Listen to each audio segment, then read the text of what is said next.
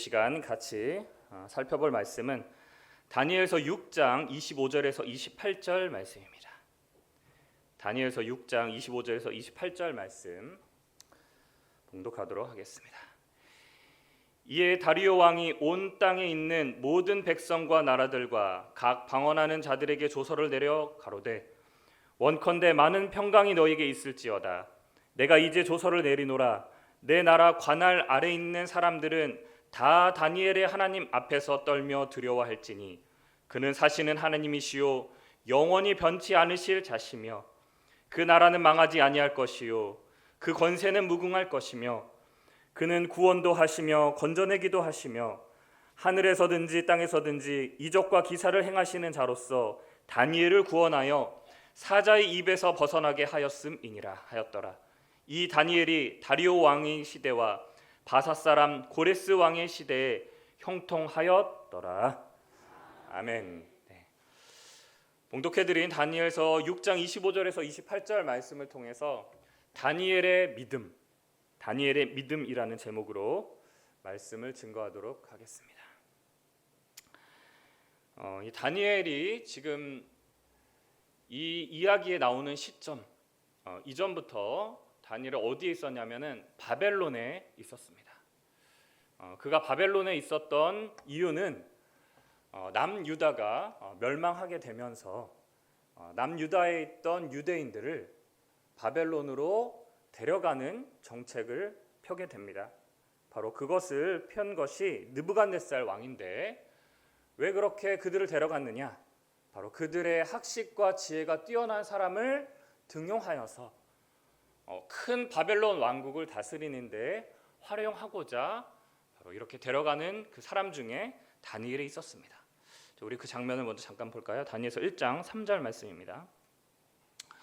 왕이 환관장 아스부나스에게 명하여 이스라엘 자손 중에서 왕족과 귀족의 몇 사람 곧 흠이 없고 아름다우며 모든 재주를 통달하며 지식이 구비하며 학문에 익숙하여 왕궁에 모실 만한 소년을 데려오게 하였고 그들에게 갈대아 사람의 학문과 방언을 가르치게 하였고 라고 기록하고 있습니다. 즉 아무나 데려오는 것이 아니라 바로 왕족, 귀족 중에서 학식이 뛰어나고 또한 재주가 많은 그런 사람을 데리고 왔다라고 합니다.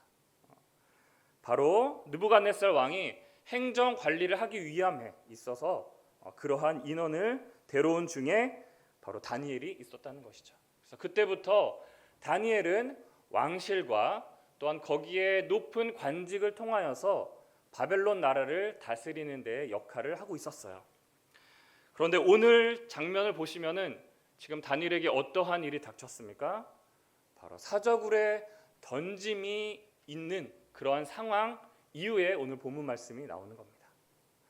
이 시간에 제가 전하고자 하는 것은 다니엘이 사자굴에 던져졌다가 하나님께서 구해주셨구나 라는 이야기도 있지만 과연 다니엘이 어떠한 그의 행동과 그의 믿음을 보였기에 그가 사자굴에서 나올 수 있었느냐, 또한 그러한 환난과 어려움 속에서 다니엘은 어떠한 모습으로 나타나는지 우리 시간 살펴봄으로써 오늘 이 시대를 살아가고자 하는 우리에게 어떠한 메시지를 주고 있는지 우리 시간 확인해보는 시간 되기를 원합니다. 자, 오늘 이야기는 다니엘 6장 1절부터 나오는 내용에 본문을 다 읽을 수 없었기 때문에 바로 25절부터 읽었는데요.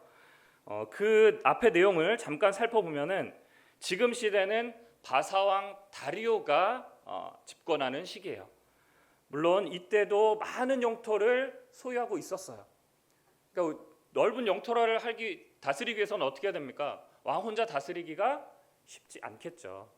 그래서 다리오 왕은 120개의 지역으로 영토를 나누게 됩니다. 그리고 거기에 120명의 방백을 세우게 돼요. 그러니까 지금으로 본다면 뭐예요? 지방 자치를 하게 되는 거죠. 그러니까 이 120개를 나눈 상황에서 또 3명의 총리를 세우게 됩니다.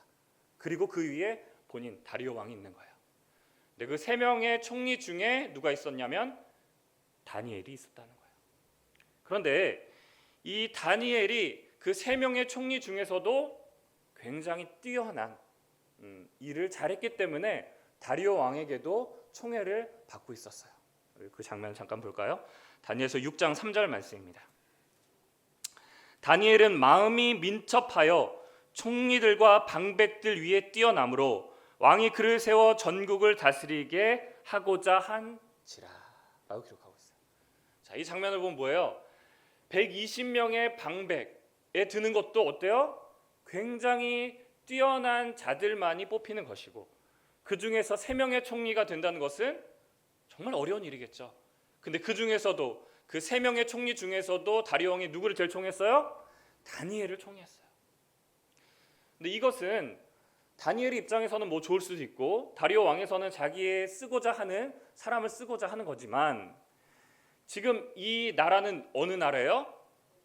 그렇죠. 바벨론, 또 바사 왕국이 이어지는 그러한 시대란 말이에요. 다니엘은 어떠한 사람이에요? 결국은 이방인이에요. 포로로 잡혀온 그냥 왕족, 귀족인 거예요. 그러니까 그런 방백과 총리들이 봤을 때 이 다니엘이 어떻겠습니까? 아니, 쟤는 무슨 잡혀온 사람이 뭐 저렇게 왕의 좀 총애를 받는다고 저렇게 높은 위치에 있겠어? 다른 사람들 어떻게 생각했어요? 미움과 질투와 시기가 있을 수밖에 없다라는 겁니다. 자, 그 장면을 볼게요. 4절 말씀 가서 보면, 이에 총리들과 방백들이 국사에 대하여 다니엘을 고소할 틈을 얻고자 하였으나 능히 아무 틈 아무 허물을 얻지 못하였으니 이는 그가 충성되어 아무 그릇함도 없고 아무 허물도 없었음이었더라. 뭐예요? 그렇게 뭔가는 이 사람 꼬투리를 잡아서 끌어내리고 어떻게든 왕과 멀어지게 해야 되는데, 다니엘은 어땠다는 거예요? 너무 왕에게도 잘하고, 또한 그의 모습 속에서 틈 하나도 흠 하나도 잡을 게 없었다라는 것입니다. 자, 그래서 5절 말씀에 그 사람들이 가로되 이 다니엘은 그 하나님의 율법에 대하여 그 틈을 얻지 못하면 그를 고소할 수 없으리라 하고, 그러니까 결국은 그의 모든 행실 속에서 아무것도 잡을 수 없으니까 뭘 하겠다는 거예요? 하나님을 섬기는 그 믿음에서 뭔가를 찾아내려고 한 거예요. 그러니까 지금 이 바벨론 시대부터 이어지는 이때에는 어떤 신을 섬기든 어떤 것을 신앙을 갖든 그걸 크게 구애받지 않았어요. 그냥 그들 식민지에 있는 사람들도 편하게 살 수 있게끔 그냥 다스리는 왕국의 하나의 속국으로 인정해 줬다는 거예요. 그들의 신들도. 그렇게 해서 다니엘도 당연히 하나님을 섬기는 일에 있어서 구애받지 않았는데, 지금 그를 시기하고 질투하는 사람들이 뭘 하고자 하는 거예요? 그 하나님을 믿는 믿음, 그 신앙을 뭔가를 꼬투리를 잡고자 하는 지금 상황이 벌어진 거예요. 자, 그래서 그들이 짜낸 꾀가 뭐냐면은 바로 30일 동안 아무에게도 기도하지 못하는 그러한 일을 왕에게 결제를 받고자 하는 상황이에요. 그래서 우리 다니엘서 6장 6절 말씀 가서 볼까요? 이에 총리들과 방백들이 모여 왕에게 나아가서 그에게 말하되 다리오 왕이여 만세수 하옵소서. 나라의 모든 총리와 수령들과 방백들과 모사와 관원들이 의논하고 왕에게 한 율법을 세우며 한 금령을 정하실 것을 구하려 하는데, 왕이여 그것은 곧 이제부터 30일 동안 누구든지 왕의 어느 신에게나 사람에게 무엇을 구하면 사자굴에 던져 넣기로 한 것이니이다. 뭐예요? 어떠한 신이든 어떠한 사람에게든 구하지 못하게 한다는 건 뭐예요? 기도하지 못하게 한다는 거죠. 그렇죠? 근데 이걸 딱 보면은 누구를 위한 지금 계략인 거예요? 그렇죠. 누가 봐도 다니엘에게 하는 거예요, 지금. 이렇게 했는데 8절에 왕이 어떻게 하느냐? 그런즉 왕이여 원컨대 금령을 세우시고 그 조서에 어인을 찍어서 메대와 바사의 변개치 아니하는 규례를 따라 그것을 다시 고치지 못하게 하옵소서 하매, 이에 다리오 왕이 조서에 어인을 찍어 금령을 내니라. 그러니까 왕의 입장에서는 뭐예요? 이게 다니엘을 표적을 삼았다는 걸 아는 거예요, 모르는 거예요? 모르는 거예요. 그걸 알았으면 안 했을 거예요. 아, 그래 그렇게 해서 우리 30일 동안이니까 그래, 그렇게 하자라고 딱 도장을 찍었어요. 그럼 도장을 찍었으면 그걸 변할 수 있어요, 없어요? 없는 거예요, 지금. 그러니까 그들의 어떻게 보면 계략이 성공한 것처럼 보입니다. 그렇죠. 이렇게 해서 결국 마지막에 가기 전에 이제 그 계략에 다니엘이 어떻게 돼요?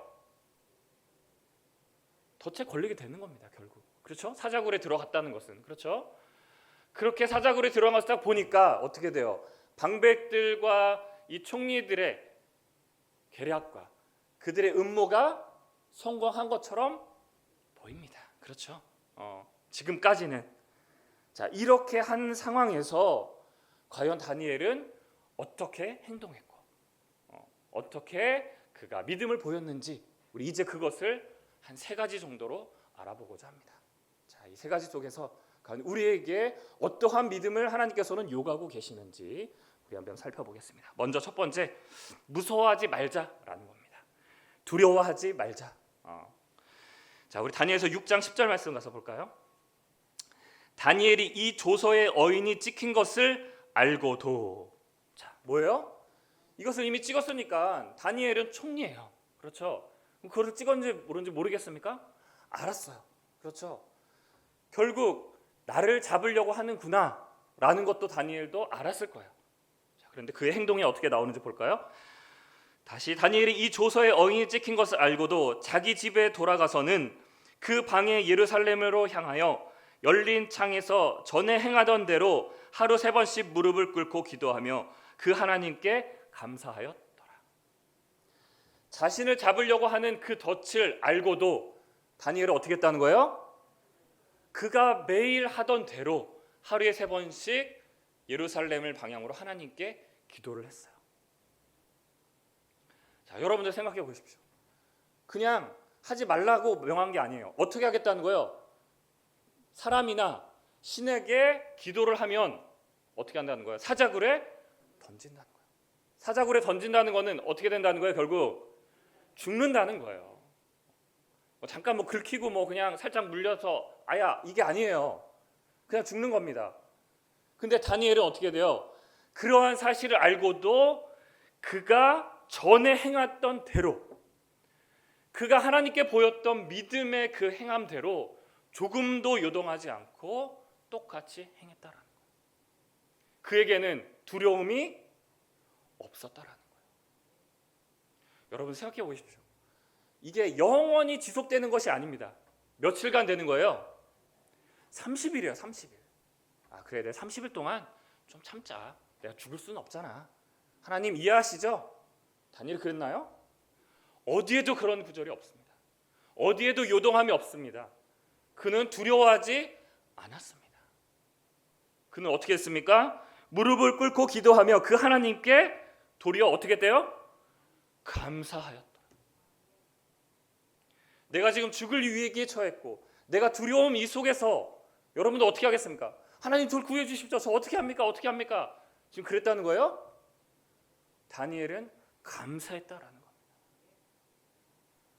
그는 이 상황을 어떻게 보면은 초월한 상황? 좀 나쁘게 말하면 무시하는 상황? 이런 거예요.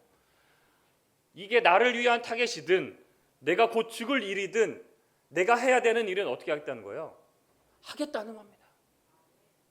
그는 두려움이 없었다라는 것을 우리가 알 수가 있습니다. 그럼 왜 그는 두려워하지 않았을까요? 자, 우리 이사야 41장 10절 말씀 가서 볼까요? 두려워 말라, 내가 너와 함께 함이니라. 누가 함께 하시는가? 그렇죠. 하나님이 함께 하시면 두려워할 필요가 없다라는 겁니다. 다니엘은 하나님이 나와 함께 하심을 믿었기 때문에 그는 두려워하지 않았다라는 것을 알 수가 있습니다. 놀라지 말라, 나는 내 하나님이 됨이니라. 나를 죽이겠다고 그 사람들이 달려옵니다. 어떻게 합니까? 어떻게 하지? 내가 어떻게 해야 되지? 놀랄 수밖에 없습니다. 하지만 놀라지 말라, 나는 내 하나님이 됨이니라. 하나님이 우리의 하나님이 되시는데 뭐가 놀랄 일이 있겠습니까? 내가 너를 굳세게 하리라, 참으로 너를 도와주리라, 참으로 나의 의로운 오른손으로 너를 붙들리라. 하나님께서 이렇게 말씀하시는데 두려워할 필요가 있겠습니까? 다니엘은 그 어떠한 어려움도 죽음 앞에서도 그는 두려워하지 않았다는 것은 바로 하나님이 함께 하셨기 때문인 줄로 믿습니다. 예수님께서 제자들과 3년 반 동안 정말 동고동락하는 사이였습니다. 그런데 이제 예수님께서 곧 십자가에 달려 죽을 때가 다가왔습니다.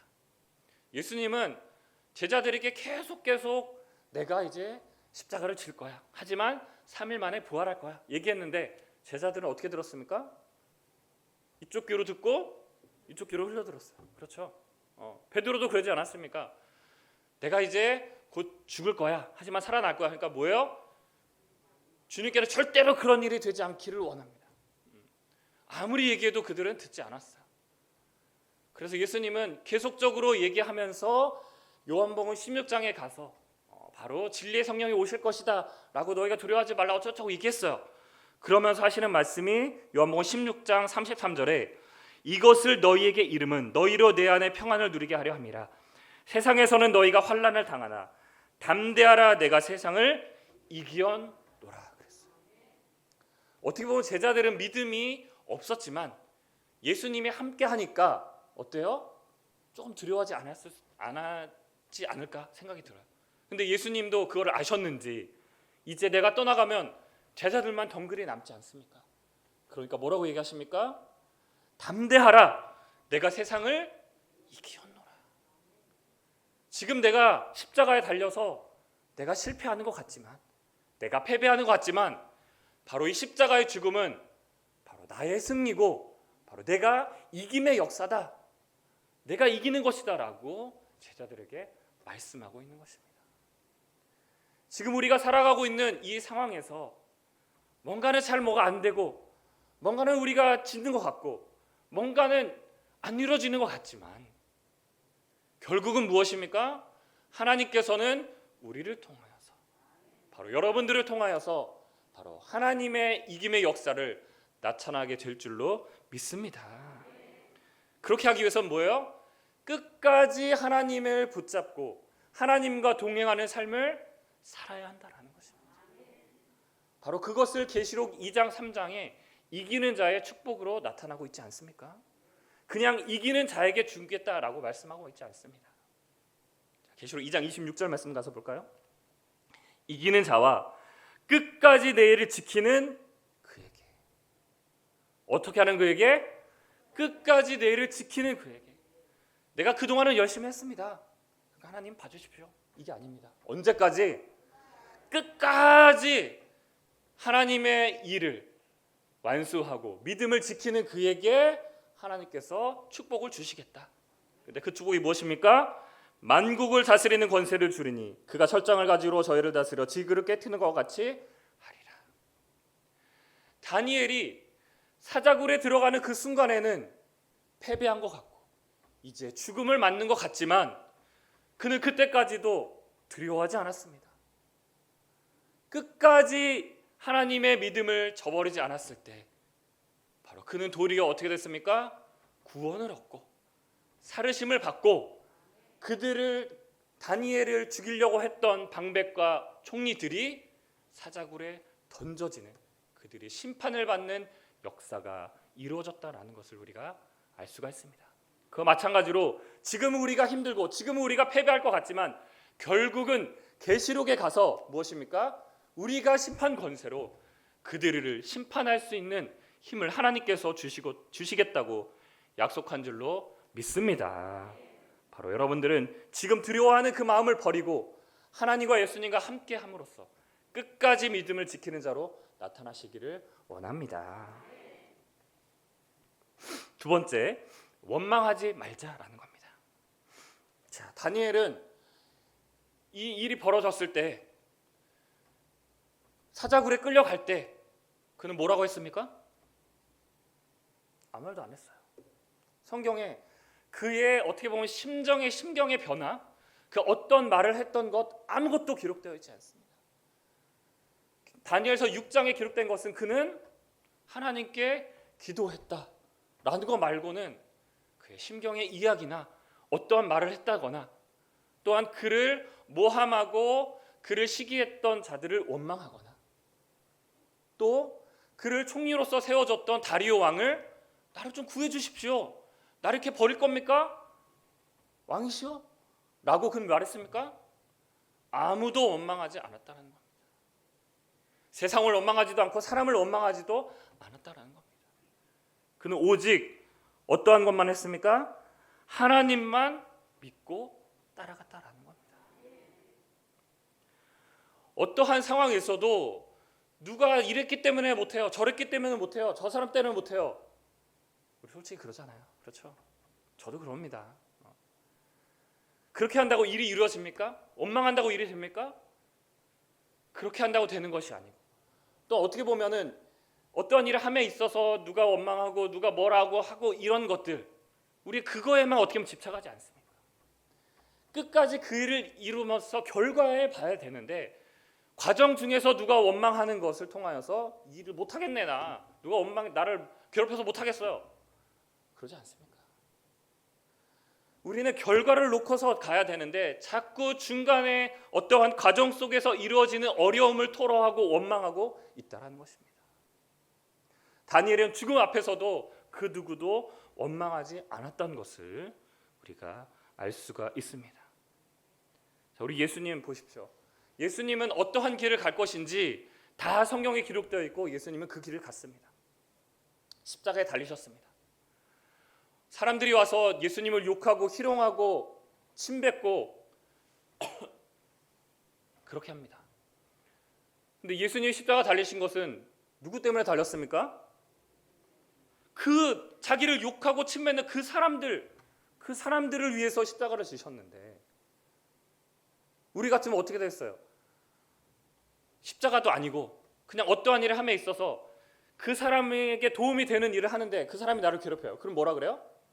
내가 누구 때문에 지금 일을 하고 있는데 네가 나한테 이럴 수 있어? 원망하지 않겠습니까? 예수님도 똑같은 그런 상황이었어요. 다니엘, 그가 하는 그 모든 일은 누구를 위한 거예요? 물론 그 나라를 위한 거지만 다리오 왕의 명령을 받아서 다니엘은 열심히 했을 뿐이에요. 근데 지금 왕이 도장을 찍어서 자기를 죽이래요. 왕을 원망하지 않겠습니까? 그는 원망하지 않았다는 겁니다. 예수님 십자가에서 그들을 원망하지 않고 오히려 그들에게 어떻게 합니까? 하나님께 기도를 합니다. 뭐라고 기도합니까? 누가복음 23장 34절 말씀에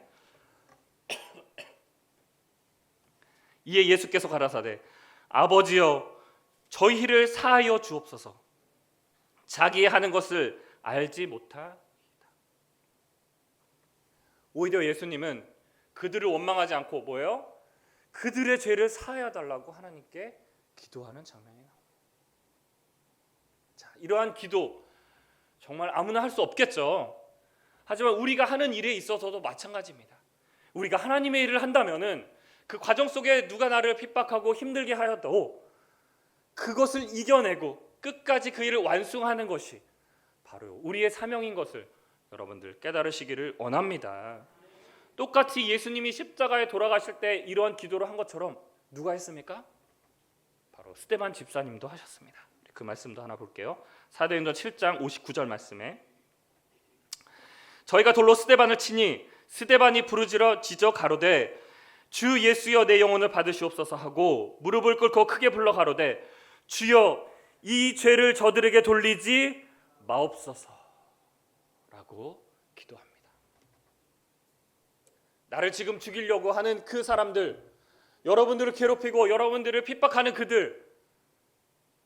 그들에게 원망을 하지도 않고 그들을 저주하지도 않고 그들을 심판하여 주십시오라고 하나님께 기도하는 것이 아니라 오히려 그들의 죄를 사여 주시옵소서라고 말하는 그러한 믿음이 바로 우리의 믿음이 되기를 원합니다.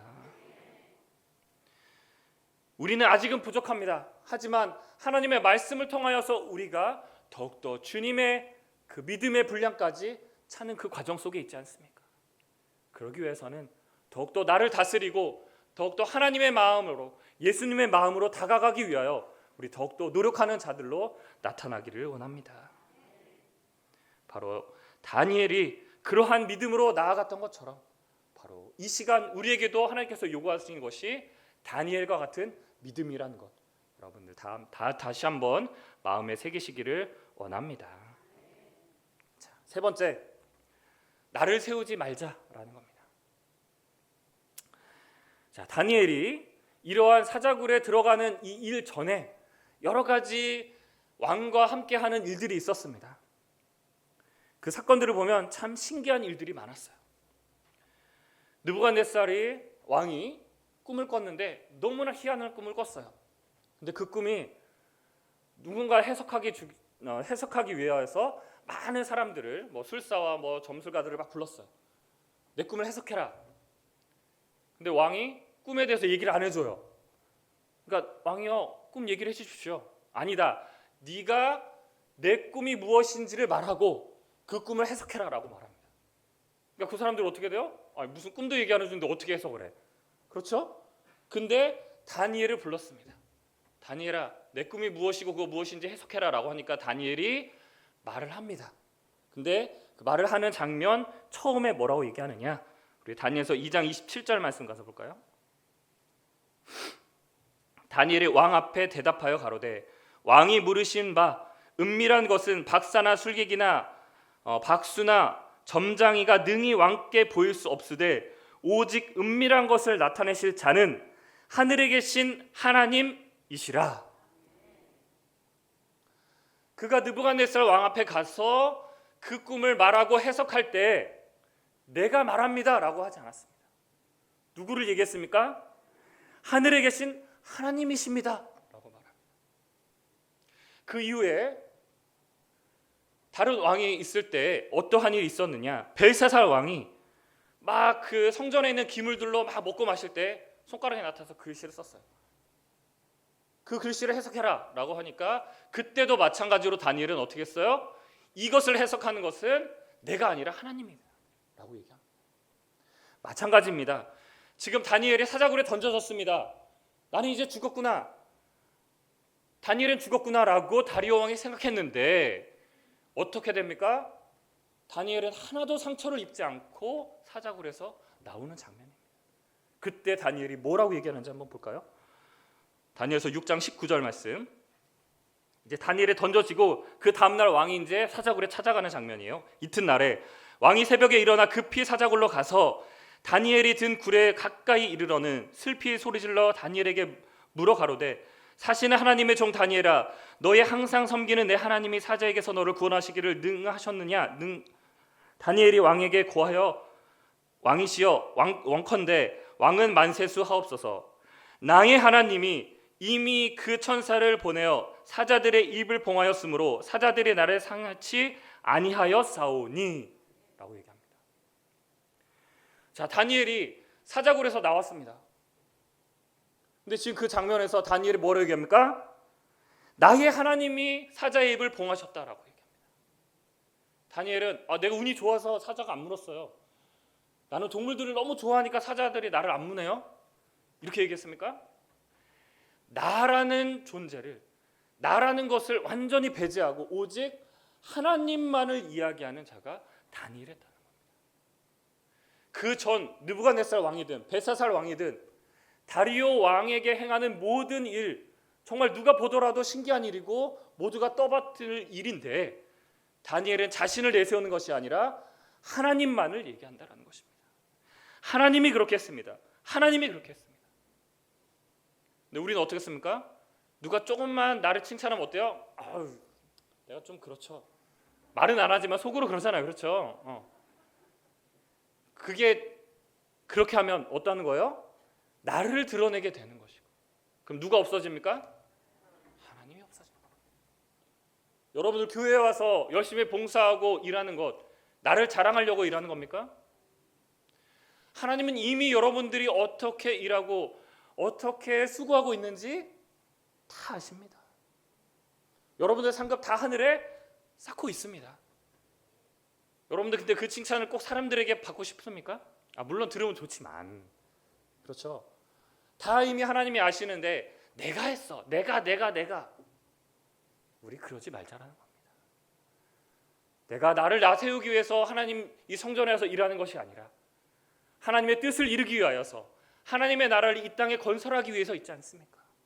이미 하나님 다 알고 계시고 이미 하나님께서 우리를 위하여서 준비해 주셨다면 우리는 나를 내세우는 것이 아니라 오직 하나님께 그 모든 영광을 돌리는 믿음의 자들로 나타나시기를 진심으로 원합니다. 자, 오늘 이제 본문 말씀 가서 보면은 자, 6장 25절 이에 다리오 왕이 온 땅에 있는 모든 백성과 나라들과 각 방언하는 자들에게 조서를 내려 가로되 원컨대 많은 평강이 너에게 있을지어다. 이제 내가 이제 조서를 내려노라. 내 나라 관할 아래 있는 사람들은 다 다니엘의 하나님 앞에서 떨며 두려워할지니 그는 사시는 하나님이요 영원히 변치 않으실 자시며 그 나라는 망하지 아니할 것이며 그 권세는 무궁할 것이며 그는 구원도 하시며 건져내시기도 하시며 하늘에서든지 땅에서든지 이적과 기사를 행하시는 자로서 다니엘을 구원하여 사자의 입에서 벗어나게 하셨음이니라. 우리가 하나님을 드러내면 누가 높아지는 거예요? 하나님이 높아지는 겁니다. 근데 그게 누구의 입을 통하여서? 내 입을 통하여서가 아니라 누구를 통하여서? 다른 사람의 입을 통하여서 하나님이 높아지는 거예요. 물론 우리도 하나님께 영광 돌리고 하나님을 높이는 일을 해야 되지만 나를 내세우면은 내가 높아지고 하나님은 없어지는 겁니다. 하지만 하나님을 드러내고 하나님을 영광을 돌리면 모든 사람들이 하나님께 영광을 돌리고 하나님을 높이는, 하나님이 사시는 하나님이요 전능하신 하나님이라고 그들 입에서 고백하는 역사가 벌어진다라는 것입니다. 여러분들 그것을 원하지 않습니까? 이 세상 나라가 하나님의 그리스도의 나라가 되는 것은 우리만이 하나님을 섬기는 것이 아니라 모든 사람들이 하나님을 경배하고 하나님을 높이는 그것을 원하고 있지 않습니까? 그렇다면 우리가 해야 되는 일은 나를 내세우는 것이 아니라 오직 하나님을 높이는 그러한 모습으로 나타나야 된다라는 것입니다. 그러기 위해서는 우리가 이 교회에서뿐만 아니라 바로 세상에서 생활하는 중에 누구를 나타내야 된다는 거예요? 하나님을 나타내는 모습이어야 된다는 거예요. 우리 그렇지 않습니까? 누가 나를 봤을 때 저 사람을 보니까 나를 보니까 정말 한번 교회를 가고 싶다. 당신이 섬기는 하나님이 어떠한 분인지 알고 싶습니다. 우리 이런 말이 나와야 되지 않습니까? 저 사람 보면 내가 예수 절대로 안 믿어. 이런 말 나오면 되겠습니까? 그러지 않겠죠. 바로 그냥 우리의 삶 속에서 하나님을 나타내고 예수님을 증거해야지 말은 예수님 하나님을 사랑한다, 예수님 믿으십시오라고 해놓고 행동은 하나도 그렇지 않다면 그게 어떻게 하나님을 드러내는 모습이 되겠습니까? 바로 우리는 삶 속에서 예수님을 증거하고 하나님을 높이는 그러한 모습으로 나타나기를 진심으로 원합니다. 그것을 바로 하나님도 바라고 계시다라는 것을 여러분들 다시 한번 마음에 온전히 새기시기를 원합니다. 우리 이 시간 살펴본 다니엘이 어떠한 말도 하지 않고 단지 행한 하나의 그 행동을 통하여서 우리 두려워하지 말자, 누구를 원망하지 말자, 나를 드러내지 말자라는 그러한 교훈을 얻었습니다. 우리 이제 이 시간부터 여러분들이 행하는 그 삶 속에서 어떠한 어려움과 핍박과 고난이 있더라도 두려워하지 말고 누구를 원망하지 말고 내가 잘했다 하더라도 나를 드러내지 않고 오직 하나님만 드러내는 그러한 자들로 나타나시기를 원합니다. 사랑하는 성도 여러분들, 끝까지 하나님의 말씀을 신뢰함으로써 하나님의 말씀을 성취함으로써 이 성경에 기록되어 있는 모든 축복을 다 받는 참된 하나님의 신앙인들로 다 나타나시기를 진심으로 축원하면서 말씀을 마치겠습니다. 고맙습니다.